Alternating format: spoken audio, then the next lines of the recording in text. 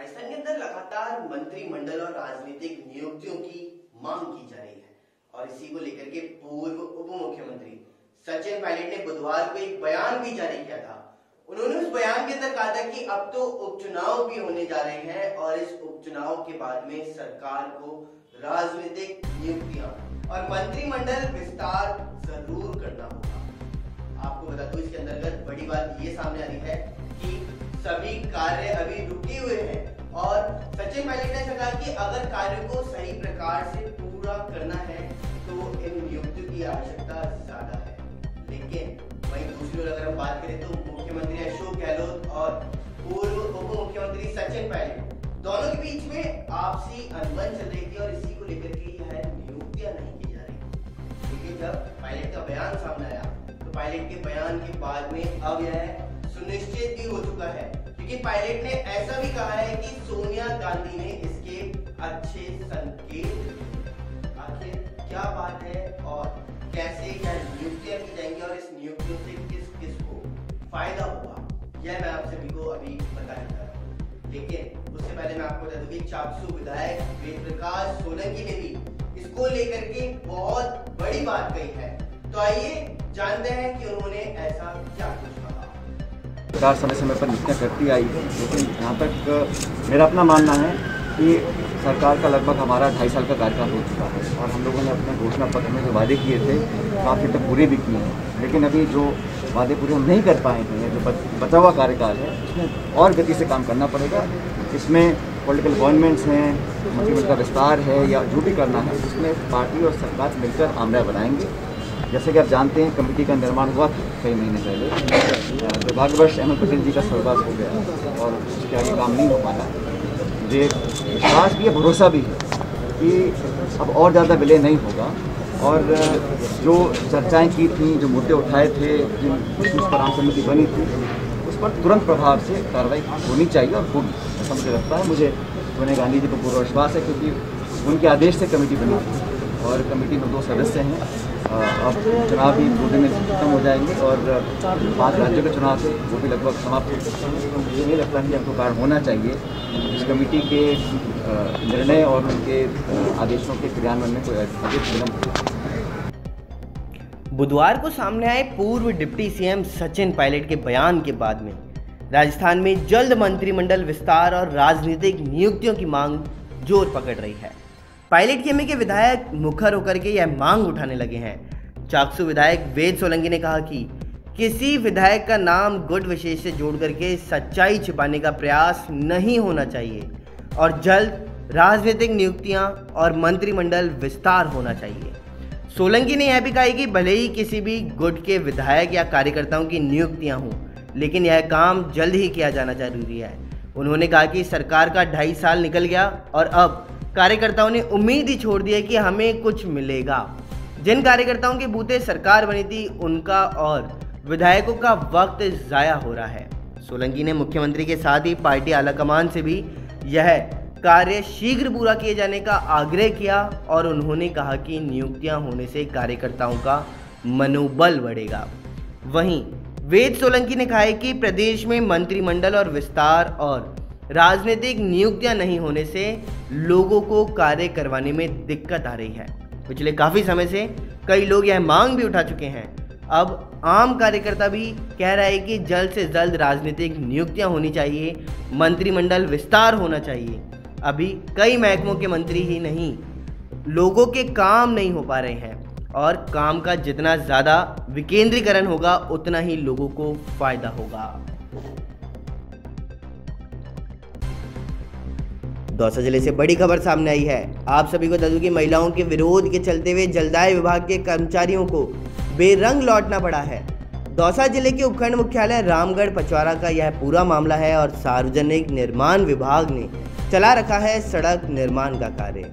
सड़क निर्माण से पूर्व महिलाओं ने नई पाइपलाइन बिछाने की मांग की और जन सुनवाई के दौरान प्रदेश के उद्योग मंत्री परसादी लाल मीणा ने भी महिलाओं को नई पाइपलाइन बिछाने का आश्वासन दिया है। मंत्री के आश्वासन के चलते हुए महिलाओं ने जलदाय विभाग के कर्मचारियों का विरोध किया और कार्य के दौरान डैमेज लाइन को ठीक करने पहुंचे थे जलदाय विभाग के कर्मचारी। महिलाओं के विरोध के चलते हुए डैमेज लाइन को जलदाय विभाग के कर्मचारी सही से ठीक नहीं कर रहे और महिलाओं ने जलदाय विभाग पर आरोप भी लगाए हैं। मोहल्ले में कई दिनों से नहीं आ रहा है टोटियों में पानी और महिलाओं को समझाइश करने पहुंचे सरपंच। महिलाओं ने सुनाई सरपंच को अपनी आप बीती।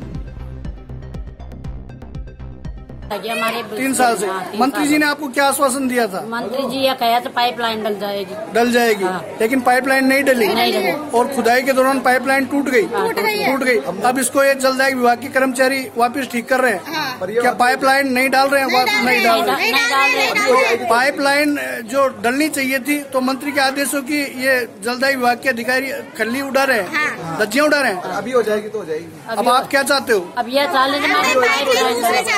दूसरी चाहते हैं। तो जब तक पाइपलाइन दूसरी नहीं डलेगी तब तक आप इस लाइन को ठीक नहीं करने दोगे? नहीं जुड़ने देंगे। आपका नाम? चंदन। क्या? चंदन। आपका नाम? आपका नाम? शकुंतला। आपका? मीनाक्षी देवी। अपने पाइपलाइन जोड़ने का विरोध इसलिए करा गया कि इसमें अवैध कनेक्शन हो रहे हैं।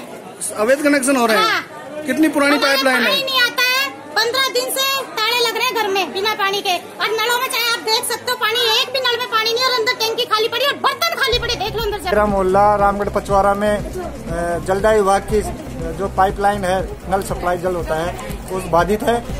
कई जगह से क्रैक है जिससे यहाँ के कॉलोनी वासी काफी परेशान है, पानी की किल्लत है।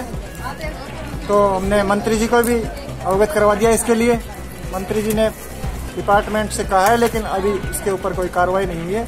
मंत्री जी ने क्या कहा डिपार्टमेंट से?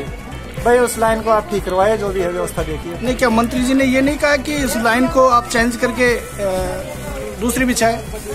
जो भी समस्या है उसका निस्तारण करने के लिए निस्तारण करें। तो अब जो औरतों ने आपको अपनी पीड़ा सुनाई पानी को लेकर, उसमें इनको क्या आश्वासन दिया आपने? वास्तव में परेशानी है तो इसके लिए दोबारा मंत्री जी से हम बात करेंगे और जो डिपार्टमेंट से इसको सही करवाने के लिए मांग करेंगे।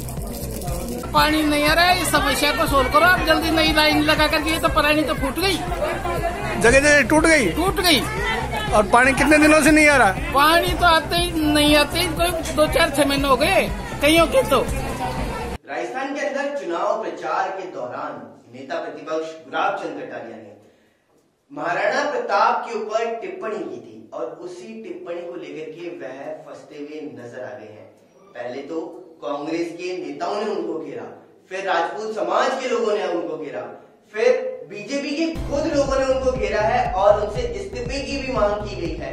इसी को लेकर के अब लगातार घमासान बना हुआ है और इन्हीं घमासान के बीच में एक और बड़ी बात सामने आई है, जिसमें आप सभी को बता दूं कि अजमेर के अलौली के अंदर उनका पुतला बनाया गया। पुतला बनाने के बाद में बंदूक से उनके पुतले के ऊपर गोली चलाई गई है और उस पुतले को फोड़ दिया गया। यह वीडियो सोशल मीडिया के ऊपर बहुत दिन से वायरल हो रहा है। तो आइए एक नजर डालते हैं कि किस प्रकार और किस व्यक्ति ने इस घटना को अंजाम दिया है।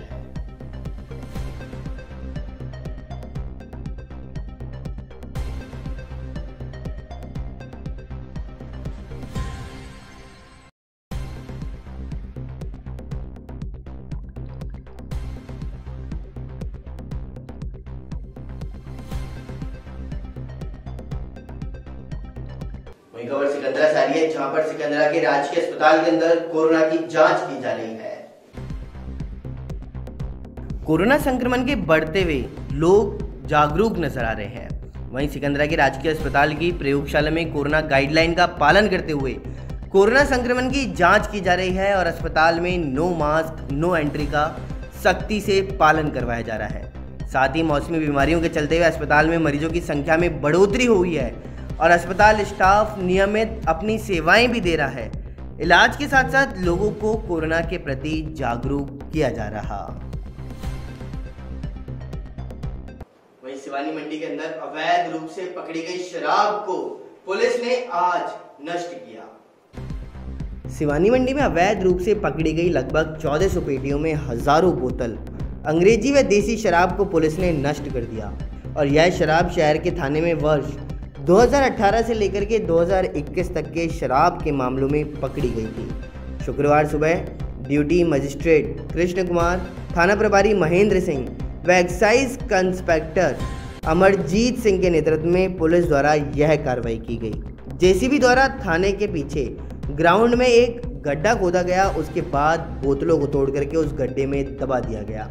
कोर्ट के आदेश पर हुई कार्रवाई जानकारी देते हुए शहर थाना प्रभारी महेंद्र सिंह ने बताया कि वर्ष 2018 से लेकर 2021 तक 80 मुकदमों में बरामद यह शराब थाने में रखी गई थी। कोर्ट के आदेश पर यह कार्रवाई भी की गई और शुक्रवार को पुलिस द्वारा लगभग 1400 के लगभग पेटियों में रखी अंग्रेजी व देसी शराब को हजारों अवैध बोतल शराब नष्ट की गई, जिसकी कीमत लगभग 14 लाख रुपए है। और उन्होंने कहा कि इलाके में अवैध शराब का कारोबार करने वालों को किसी भी कीमत पर बख्शा नहीं जाएगा। पुलिस नशा तस्करों के खिलाफ विशेष अभियान भी चलाए हुए है और उनको जल्द से जल्द पकड़ने में कामयाब रहेगी। ये इसमें थाना सिवानी में साल 2018 से लेके अब तक जो शराब के मुकदमे दर्ज करे थे, उसका माननीय कोर्ट ऐसे अपना सिवानी कोर्ट से ऑर्डर ले गए। उसमें ड्यूटी मजिस्ट्रेट हैं श्री कृष्ण कुमार जी नायब तहसीलदार साहब सिवानी और श्री अमरजीत इंस्पेक्टर एक्साइज का, और मेरी तीनों की एक टीम है जो आज हमने लेबर मंगवा कर सारा ये करीब 80 मुकदमे का माल मुकदमा है। इसमें 1336 पेटी है शराब की, जिसमें अंग्रेजी भी है देसी भी है, और 1135 शराब की बोतलें हैं। ये आज इसको हमने लेबर बुला रखी, खड़ा खुदवा रखे, उसमें आज इसको सारी को खाली करके इसको नष्ट करेंगे। दौसा जिले से एक और बड़ी खबर सामने आ रही है। दौसा जिले के उपखंड मुख्यालय रामगढ़ पचवारा में कोरोना की नई गाइडलाइन के चलते शाम को 5 बजते ही पुलिस का सायरन बजता हुआ नजर आया है। पुलिस का सायरन बजते ही लोगों में अफरा तफरी मच गई और बढ़ते कोरोना संक्रमण को लेकर पुलिस अलर्ट हो चुकी है। कोरोना की नई गाइडलाइन के चलते हुए पुलिस ने 5 बजे मार्केट बंद करवा दिया और पुलिस को देख बिना मास्क के घूम रहे लोगों ने मास्क लगाए हैं। कोरोना की नई गाइडलाइन को फॉलो करें, पुलिस ने इसकी चेतावनी दी। आज शक्ति दिखाई।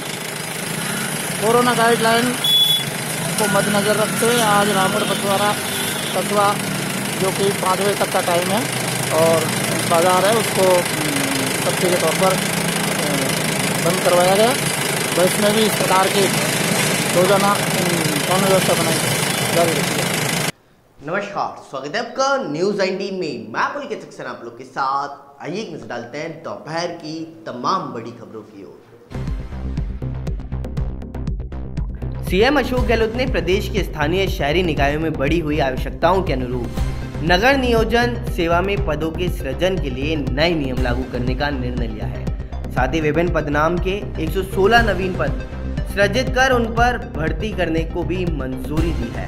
गहलोत ने इसके लिए वित्त विभाग से प्राप्त प्रस्तावों का अनुमोदन किया और इस निर्णय के बाद पर्याप्त संख्या में नगर नियोजन सेवा के अधिकारी एवं कार्मिक उपलब्ध होने से प्रदेश के शहरी क्षेत्रों में टाउन प्लानिंग एवं नगरीय विकास से जुड़े कार्यों में गति और गुणवत्ता बढ़ सकेगी। प्रस्ताव के अनुसार नगर नियोजन संबंधी कार्यों के लिए नए अनुमोदन नॉर्म्स के तहत उप नगर नियोजन के 2 नए पद, सहायक नगर नियोजन के 33 पद, नगर नियोजन सहायक के 2 पद तथा वरिष्ठ प्रारूपकार के 67 पद सहित कुल 116 पद सृजित किए जाएंगे। इन पदों को प्रदेश के विभिन्न नगर निगमों, नगर पालिकाओं तथा नगर परिषद में नियोजित भी किया जाएगा। नवीन पदों के सृजन के बाद में इन पर जल्द से जल्द नियम अनुसार नियमित भर्ती भी की जाएगी और नियमित भर्ती में समय लगने की संभावना के चलते हुए उक्त पदों पर आवश्यक एवं अस्थायी आधार पर भर्ती की जाएगी। अस्थायी भर्ती नियमित भर्ती के अभ्यर्थी उपलब्ध होने अथवा 28 फरवरी 2022 तक के लिए मान्य रहेगी। राजस्थान में कोरोना को काबू करने के लिए तमाम शक्तियां काम नहीं आई तो सरकार को आखिरकार वीकेंड लॉकडाउन की तरफ बढ़ना पड़ा है। गहलोत सरकार ने शुक्रवार शाम 6 बजे से सोमवार सुबह 5 बजे तक लॉकडाउन लगाने का फैसला किया है और इसका नाम वीकेंड लॉकडाउन दिया।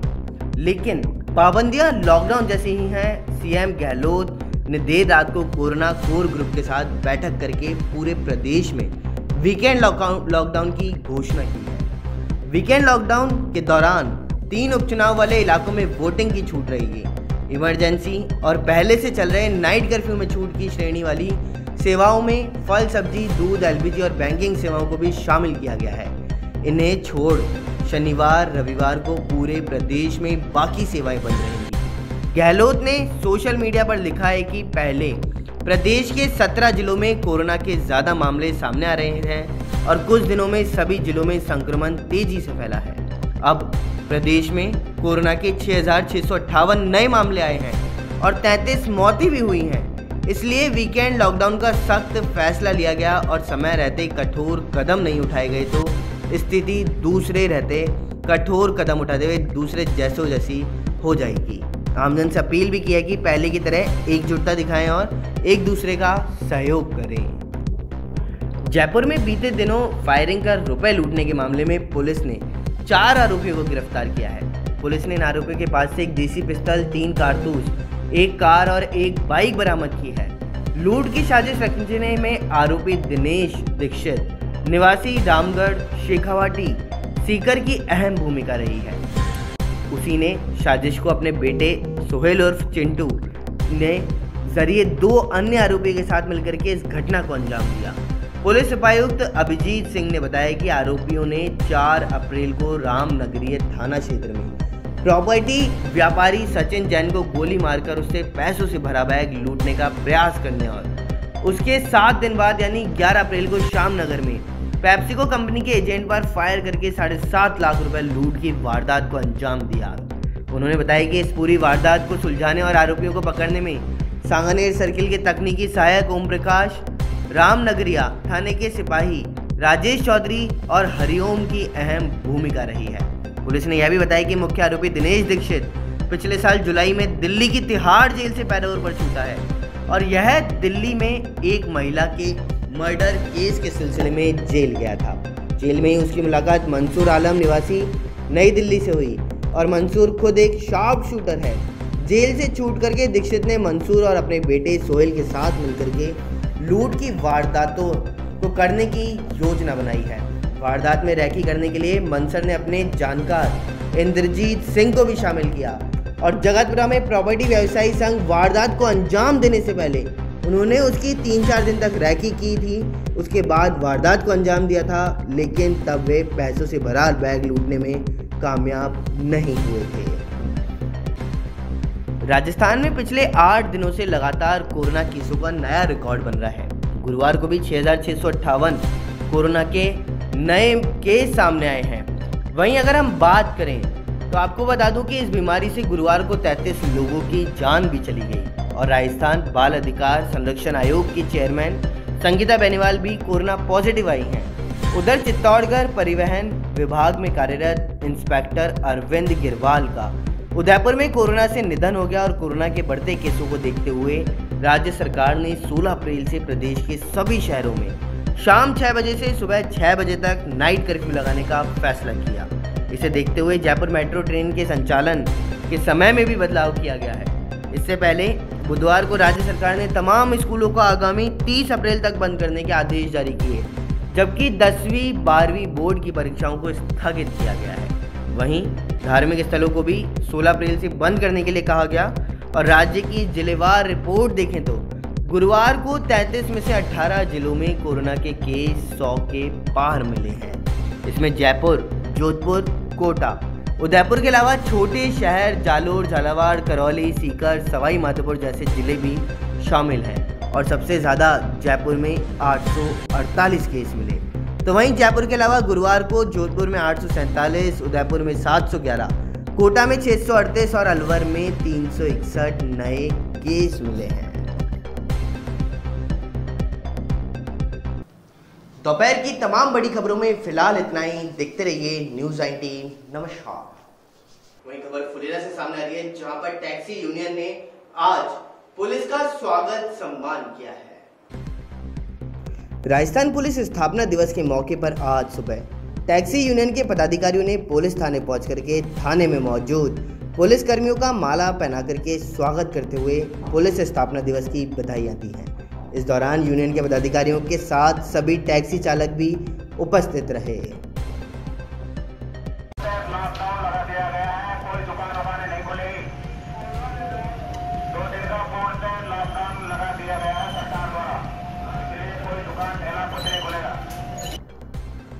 दौसा जिले के सिकंदरा से बड़ी खबर सामने आ रही है। आप सभी को बता दूं कि सिकंदरा थाने की एक अच्छी पहल देखने को मिली है। गाड़ी पर लाउड स्पीकर लगा करके सरकार द्वारा जारी किए गए 2 दिवसीय लॉकडाउन का पालन करने की सूचना अवगत कराई गई। जी हां, बड़ी खबर हम आप तक पहुंचा रहे हैं कि सिकंदरा थाने के द्वारा लाउड स्पीकर लगा करके सरकार द्वारा जारी किए गए 2 दिवसीय लॉकडाउन का पालन करने की सूचना अवगत कराती हुई पुलिस नजर आई है। सोमवार को शाम 5 बजे तक रहेगा। वहीं सिकंदरा में लॉकडाउन 2 दिन तक नहीं खुलेंगी कोई भी दुकानें।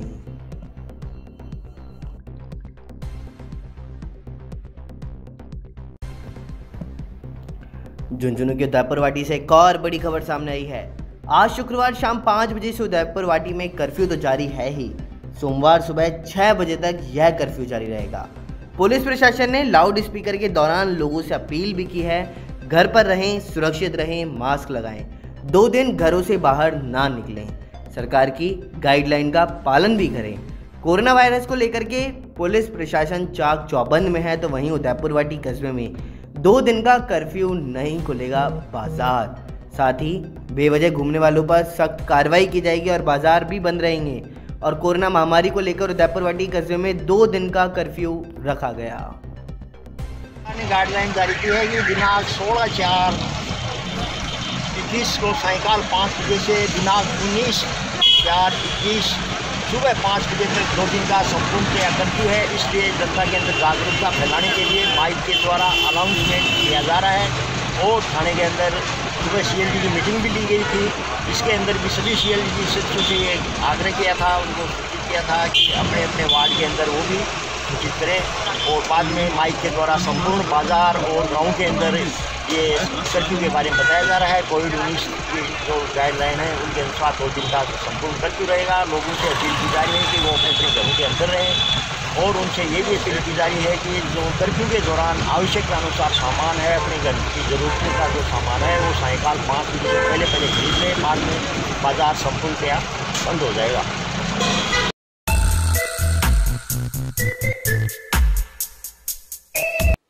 नमस्कार, स्वागत है आपका न्यूज़ 19 में। मैं आपके साथ एक नजर डालते हैं अखबार की सुर्खियां मेरे साथ।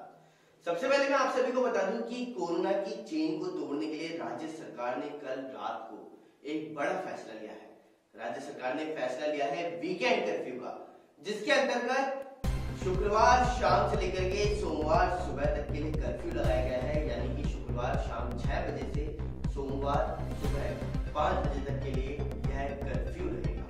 साथ ही साथ इसके अंतर्गत कुछ चीजों को और डिपार्टमेंट को छूट भी दी गई है, जिसके अंतर्गत फल, सब्जी, LPG, बैंकिंग सेवाएं और मेडिकल की जो सेवाएं होती हैं उन सभी को इसके अंतर्गत छूट दे दी गई है। वहीं आप सभी को बता दूं, कोरोना के केस लगातार थम नहीं रहे हैं और बढ़ते हुए ही जा रहे हैं। इसी के चलते हुए अगर हम कल की बात करें तो कल राजस्थान के अंदर 6,658 कोरोना के नए केस सामने आए हैं। साथ ही साथ पहली बार ऐसा हुआ है जब 19 जिलों के अंदर 100 से ज्यादा कोरोना के मरीज पाए गए हैं और 33 लोगों की कोरोना की वजह से मौत भी हो चुकी है। अगर हम राजस्थान की राजधानी जयपुर की बात करें तो जयपुर के अंदर कल राजस्थान के सबसे ज्यादा कोरोना संक्रमित पाए गए हैं, जिसमें 848 केस हैं। इसके बाद में जोधपुर, जहां पर 847 केस सामने आए हैं, तो वहीं उदयपुर के अंदर 711 कोरोना के नए केस सामने आए हैं। वहीं एक बात और आप सभी को बताता हूँ कि फलौदी जेल से कुछ समय पहले कैदी भाग गए थे, जेल तोड़ गए थे। उनमें से कुछ कैदियों को पुलिस ने पकड़ा भी है और कल पुलिस ने इसमें एक और बड़ी कामयाबी हासिल की है, जिसके अंतर्गत 2 और कैदियों को पकड़ा गया। जिसमें आप सभी को बता दूं कि जेल तोड़ने के बाद में सीमा पार करके पाकिस्तान जाने के फिराक में एक कैदी था, लेकिन पुलिस ने उसे पकड़ करके गिरफ्तार कर लिया है। वहीं आप सभी को बता दूं कि कोरोना के चलते हुए जिम को बंद किया गया है, लेकिन जिम से व्यायाम करने से शरीर की इम्यूनिटी बढ़ती है। और इसी को लेकर के हाई कोर्ट, जो राजस्थान हाई कोर्ट है, उसने राज्य सरकार से पूछा है कि जब इम्यूनिटी बढ़ती है जिम करने से, तो फिर आपने इस पर बैन क्यों लगाया है कोरोना काल के अंदर। और इसका जवाब 19 तारीख को राज्य सरकार को हाई कोर्ट के अंदर देना पड़ेगा। साथ आप सभी को बता दूं कि कल एक बेहद ही रोमांचक मुकाबला आईपीएल के अंदर देखने को मिला है, जिसमें राजस्थान रॉयल्स और दिल्ली कैपिटल्स के बीच में यह मुकाबला खेला गया था और दिल्ली ने पहले बल्लेबाजी करते हुए 147 रन बनाए थे 8 विकेट के नुकसान पर, जिसमें जयदेव उनादकर ने बहुत अच्छी भूमिका निभाई और 3 विकेट लिए थे।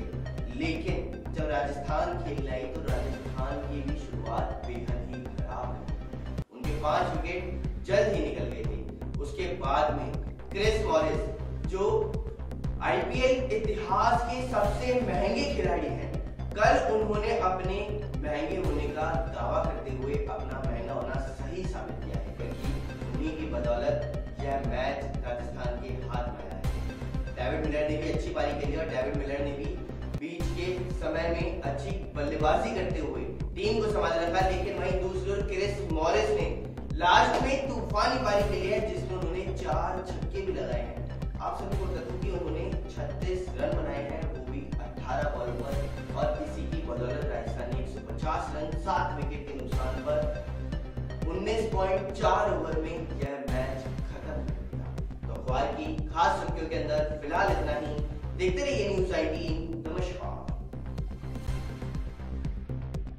राजस्थान से एक और बड़ी खबर सामने आ रही है। आप सभी को बता दूं कि राजस्थान की राजधानी जयपुर के अंदर पिछले 24 घंटे के अंदर 1201 नए कोरोना संक्रमित मामले सामने आए हैं। जी हां, बड़ी खबर हम आप तक पहुंचा रहे हैं कि जयपुर में 24 घंटे में 1201 नए कोरोना संक्रमित सामने आए। वहीं दौसा के अंदर 55, तो अलवर के अंदर 271 मामले सामने आए हैं। साथ ही साथ झुंझुनू में 45 और सीकर के अंदर 142 मामले सामने आए।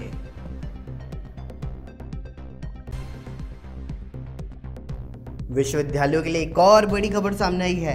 आप सभी को बता दूं कि राज्य के सभी विश्वविद्यालयों की परीक्षाओं को स्थगित कर दिया गया है। ये फैसला कोरोना की दूसरी लहर के चलते लिया गया है।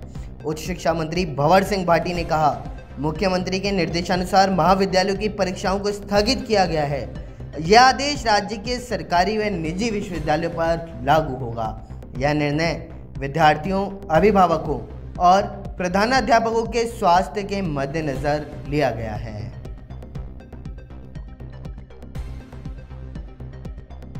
वहीं फुलेरा के अंदर एसडीएम राजकुमार कसवा ने कोरोना गाइडलाइन की पालना करने के निर्देश दिए हैं। सर, राज्य सरकार द्वारा कोरोना के तहत वीकेंड कर्फ्यू लगाया गया है, जिसका पालन आप किस प्रकार से करवाएंगे? माननीय मुख्यमंत्री महोदय ने जाता है पूरी संघर्षता दिखाते हुए लगातार ज़्यादा उच्चाधिकारियों के साथ बैठक करके दिनांक 14 तारीख को कोविड गाइडलाइन जारी की। उसके पश्चात आज शाम से सोमवार सुबह तक जो कर्फ्यू लगाया गया है उसकी पालना के लिए एंटी कोविड टीम जो बनाई गई है, जॉइंट एनफोर्समेंट टीमें जो बनाई गई है, वो टीमें लगातार क्षेत्र के अंदर गश्त करेगी। और आज हम दिन से ही ये स्टार्ट कर देंगे कि लोगों को इसके बारे में सबसे पहले समझाइश की जाए कि कर्फ्यू का वो अपने दिल से, अपनी भावनाओं से अच्छी तरह से पालना करें। जिन व्यक्तियों को किसी प्रकार की आम जरूरत की चीज़ें खरीद करनी है, वो आज अपने दिन के अंदर ज़रूरत की चीज़ें अपनी खरीद लें, जिससे उन्हें अनावश्यक रूप से किसी भी कारण से बाहर नहीं आना पड़े। और लगातार हमारे द्वारा आमजन से अपील भी की गई है, सोशल मीडिया के माध्यम से भी, और मैं आपके चैनल के माध्यम से, पत्रकार बंधुओं के माध्यम से, और साथ ही साथ सभी जनप्रतिनिधियों के माध्यम से अपील करना चाहता हूँ कि आम जनता स्वेच्छा से आगे आए और कोविड गाइडलाइन की पालना करे, कर्फ्यू की 100% पालना करे।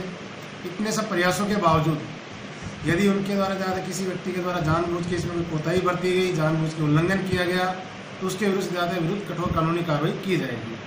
क्योंकि हमारी प्रथम प्राथमिकता है आम जनता की स्वास्थ्य की सुरक्षा, आम जनता से दूसरी जनता में फैलने वाले कोरोना को रोकना और सबकी सेहत का और सबके स्वास्थ्य का ख्याल रखना।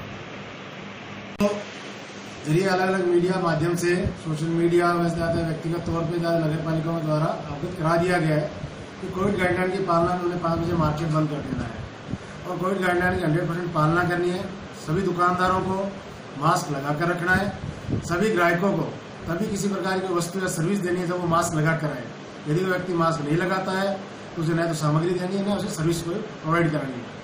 इन सब समझाइश के बावजूद यदि कोई दुकानदार या मार्केट इस मामले का उल्लंघन करता हुआ पाया जाएगा तो उसके खिलाफ कानूनी प्रावधान जुर्माना किया जाएगा और गंभीर स्थिति पाए जाने पर प्रतिष्ठान सीज किए जाएंगे। हेमंत जी, सबसे पहले तो मैं आपको और आपके चैनल न्यूज़ 19 को दिल से धन्यवाद देना चाहूँगा कि आपने पूर्व में जो लॉकडाउन लगा था उसमें आपकी व्यक्तिगत रूप से और आपके चैनल की विशेष सेवाएं आम जनता को और प्रशासन को आपने सहयोग किया। इसके लिए बहुत बहुत धन्यवाद। उम्मीद है आगे भी आप आम जनता के लिए और प्रशासन के सहयोग के लिए हमेशा तैयार रहेंगे।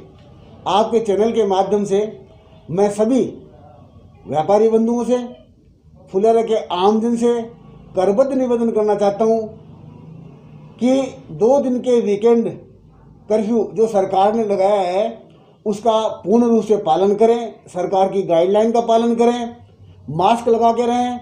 साथ ही मैं निवेदन करना चाहता हूं कि मार्केट में बेवजह बिना किसी काम के घूमे नहीं, बिना किसी काम के भीड़ इकट्ठी नहीं करें, घर में रहें, सुरक्षित रहें, मास्क का उपयोग करें और सैनिटाइज का उपयोग करें। सभी व्यापारी से निवेदन है कि यदि कोई ग्राहक बिना मास्क के आपकी दुकान पे आता है तो उसको सामान देने के लिए मना करें, उसको प्रेरित करें, उसको समझाएं कि प्रशासन सख्त है, प्रशासन निश्चित रूप से कार्रवाई करेगा। इसलिए मास्क लगा करके किसी दुकान पे आए और किसी सामान को छुए नहीं।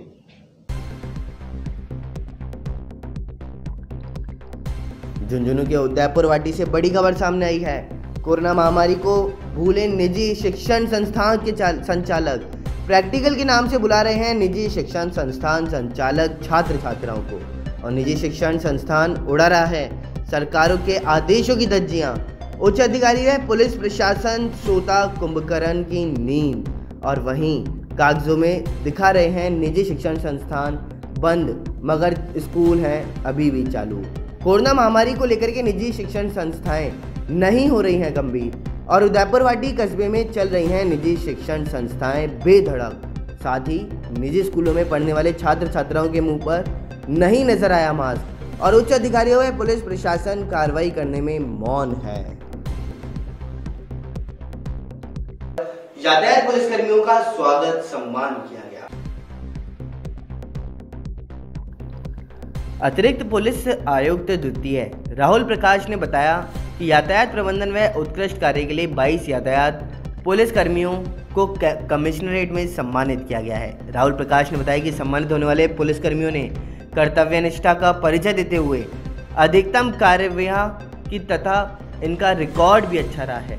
कोरोना के समय में पुलिस का कार्य चुनौतीपूर्ण हो गया है, इनका मनोबल बढ़े, फील्ड में डटे रहें, लोगों के जीवन की सुरक्षा के लिए सजग रहें। इसके साथ ही आमजन के प्रति सहानुभूति एवं संवेदनशीलता भी रखें, सख्ती भी हो और किसी को अनावश्यक परेशानी भी नहीं हो। पुलिसकर्मी आर्थिक रूप से कमजोर एवं अशिक्षित लोगों को कोरोना महामारी से बचाव के लिए जागरूक करें। सम्मानित होने वाले पुलिसकर्मियों को धन्यवाद देते हुए उनके उज्जवल भविष्य की कामना भी की। सम्मान किया गया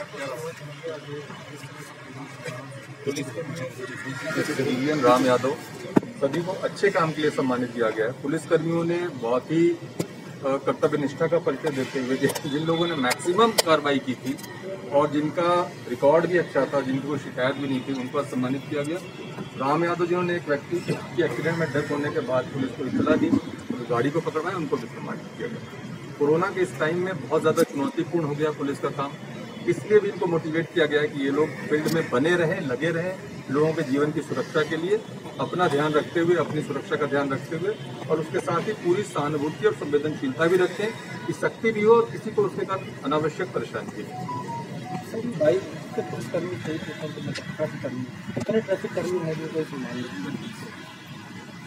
आप गिन लेते हैं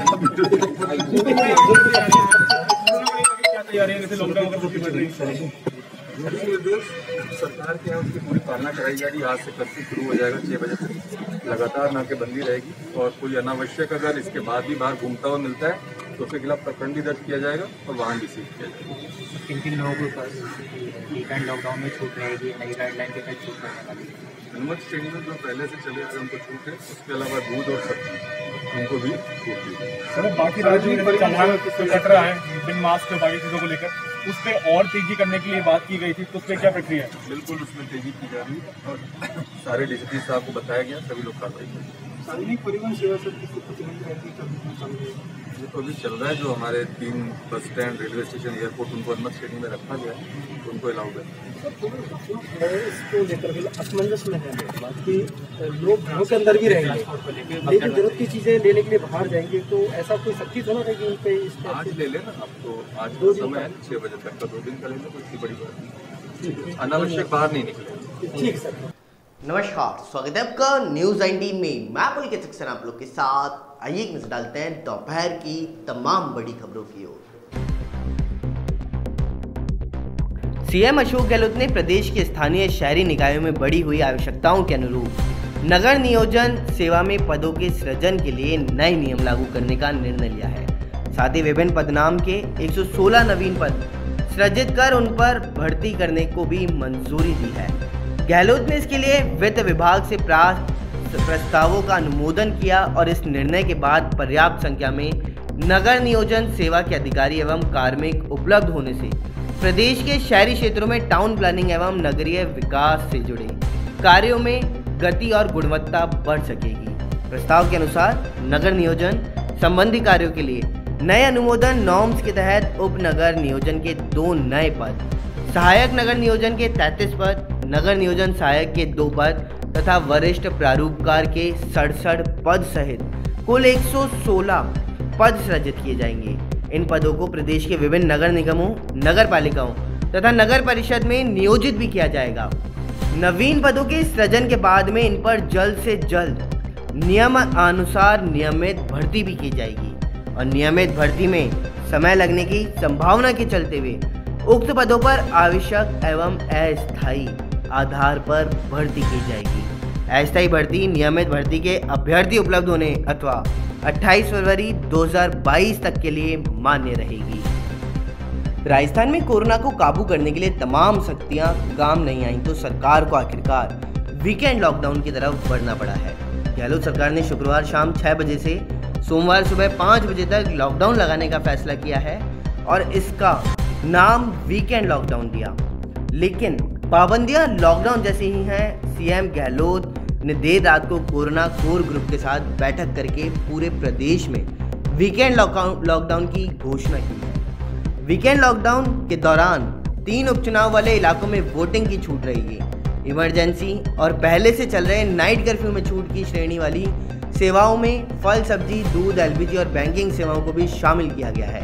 इन्हें छोड़ शनिवार, रविवार को पूरे प्रदेश में बाकी सेवाएं बंद रहेंगी।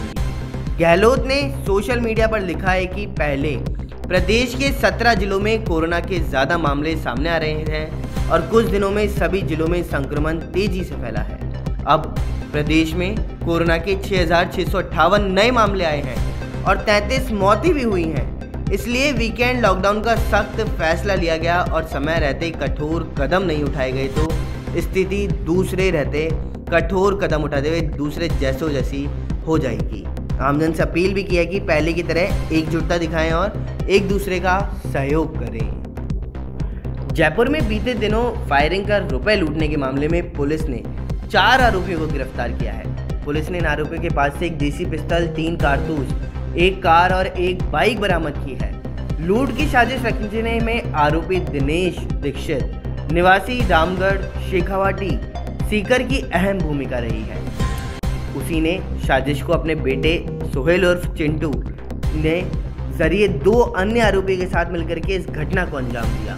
पुलिस उपायुक्त अभिजीत सिंह ने बताया कि आरोपियों ने 4 अप्रैल को रामनगरीय थाना क्षेत्र में प्रॉपर्टी व्यापारी सचिन जैन को गोली मारकर उससे पैसों से भरा बैग लूटने का प्रयास करने और उसके 7 दिन बाद यानी 11 अप्रैल को श्यामनगर में पेप्सिको कंपनी के एजेंट पर फायर करके 7.5 लाख रुपए लूट की वारदात को अंजाम दिया।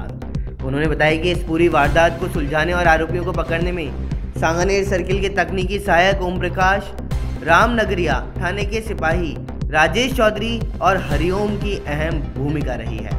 पुलिस ने यह भी बताया कि मुख्य आरोपी दिनेश दीक्षित पिछले साल जुलाई में दिल्ली की तिहाड़ जेल से पैरोल पर छूटा है और यह दिल्ली में एक महिला के मर्डर केस के सिलसिले में जेल गया था। जेल में ही उसकी मुलाकात मंसूर आलम निवासी नई दिल्ली से हुई और मंसूर खुद एक शार्प शूटर है। जेल से छूट करके दीक्षित ने मंसूर और अपने बेटे सोहेल के साथ मिलकर के लूट की वारदातों को करने की योजना बनाई है। वारदात में रैकी करने के लिए मंसर ने अपने जानकार इंद्रजीत सिंह को भी शामिल किया और जगतपुरा में प्रॉपर्टी व्यवसायी संघ वारदात को अंजाम देने से पहले उन्होंने उसकी 3-4 दिन तक रैकी की थी। उसके बाद वारदात को अंजाम दिया था, लेकिन तब वे पैसों से भरा बैग लूटने में कामयाब नहीं हुए थे। राजस्थान में पिछले 8 दिनों से लगातार कोरोना केसों का नया रिकॉर्ड बन रहा है। गुरुवार को भी 6,658 कोरोना के नए केस सामने आए हैं। वहीं अगर हम बात करें तो आपको बता दूं कि इस बीमारी से गुरुवार को 33 लोगों की जान भी चली गई और राजस्थान बाल अधिकार संरक्षण आयोग की चेयरमैन संगीता बेनीवाल भी कोरोना पॉजिटिव आई हैं। उधर चित्तौड़गढ़ परिवहन विभाग में कार्यरत इंस्पेक्टर अरविंद गिरवाल का उदयपुर में कोरोना से निधन हो गया और कोरोना के बढ़ते केसों को देखते हुए राज्य सरकार ने 16 अप्रैल से प्रदेश के सभी शहरों में शाम 6 बजे से सुबह 6 बजे तक नाइट कर्फ्यू लगाने का फैसला किया। इसे देखते हुए जयपुर मेट्रो ट्रेन के संचालन के समय में भी बदलाव किया गया है। इससे पहले बुधवार को राज्य सरकार ने तमाम स्कूलों को आगामी 30 अप्रैल तक बंद करने के आदेश जारी किए, जबकि 10वीं 12वीं बोर्ड की परीक्षाओं को स्थगित किया गया है। वहीं धार्मिक स्थलों को भी 16 अप्रैल से बंद करने के लिए कहा गया और राज्य की जिलेवार रिपोर्ट देखें तो गुरुवार को 33 में से 18 जिलों में कोरोना के केस 100 के पार मिले हैं। इसमें जयपुर, जोधपुर, कोटा, उदयपुर के अलावा छोटे शहर जालोर, झालावाड़, करौली, सीकर, सवाई माधोपुर जैसे जिले भी शामिल हैं और सबसे ज़्यादा जयपुर में 848 केस मिले। तो वहीं जयपुर के अलावा गुरुवार को जोधपुर में 847, उदयपुर में 711, कोटा में 638 और अलवर में 361 नए केस मिले हैं। दोपहर की तमाम बड़ी खबरों में फिलहाल इतना ही। देखते रहिए न्यूज़ 19। नमस्कार। दौसा जिले के उपखंड मुख्यालय रामगढ़ पचवारा के बस स्टैंड पर वाटर कूलर का फीता काटकर शुभारंभ किया गया है। पपलाज माता सेवा समिति के तत्वाधान में वाटर फ्रेश का उद्घाटन किया गया। तो वहीं समाज सेवी दयाराम मीणा ने वाटर कूलर का फीता काटकर जनता के नाम किया। पपलाज माता सेवा समिति ने इस अवसर पर लड्डू बांट करके लोगों का मुंह मीठा भी करवाया है और उद्घाटन के दौरान रामफूल मीणा, सरपंच घनश्याम खटीक, सावल राम मीणा, रमेश सैनी, रमेश मीणा, विनोद जागेड़, घनश्याम सोनी सहित अनेक लोग मौजूद रहे।